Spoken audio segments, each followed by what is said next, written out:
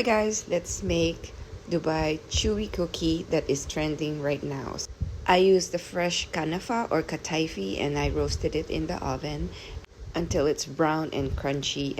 I also used pistachio cream that is ready made. I bought an SNR and the cream is actually tasting really good. It doesn't have an artificial flavor and it is the crunchy version. You can feel the pistachio on it. I use 100 grams of fresh kataifi and then the full bottle of that pistachio cream. And now I'm making the marshmallow. 300 grams of marshmallow and 45 grams of real butter. I use the Anchor butter. I should have used a bigger pot, but I'm melting the marshmallow and the butter on stove top. But you can microwave this. Next time I make this, I will microwave it. It's easier. Then I use 30 grams of unsweetened cocoa powder. I use JB15 and then 35 grams of milk powder, and I use Bear Brand because that's the only milk powder that I have. It does look like it's hard to mix, but it was fairly easy, and when it's all well blended, I transfer it to a silicone mat. I grease the silicone mat with oil.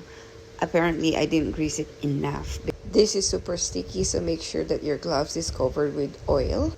My marshmallow is still very warm, so I should have worked the marshmallow more so that it's less stickier, but I just keep on going and making the form. I have a cocoa powder on the side to cover it once it's formed. I forgot to mention that my kataifi balls were in the freezer for 2 hours. And then I put it in the fridge to thaw. The only reason why it's in there for 2 hours because I have to go to the gym. But it's a lot easier to work with given the fact that the marshmallow mixture is very sticky at all. And with this mixture, I got 12 cookies. If I'm making this again, there's a couple of things that I would change. First of all, I would microwave the marshmallow instead of cooking it in the stovetop. And then I'll make sure that my silicone mat is well greased, like I put extra oil on it. And I would also work the marshmallow mixture more until it cools down a bit before I start forming the balls. I would also use a thinner marshmallow to form the balls, just because when you have a thick marshmallow, it's hard to eat it because it's so chewy.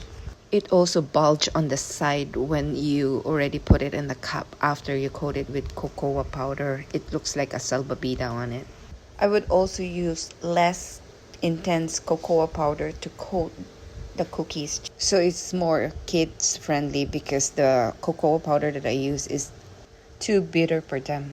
Overall, it's quite interesting. I'm just not sure why it's called a cookie. It doesn't look like a cookie.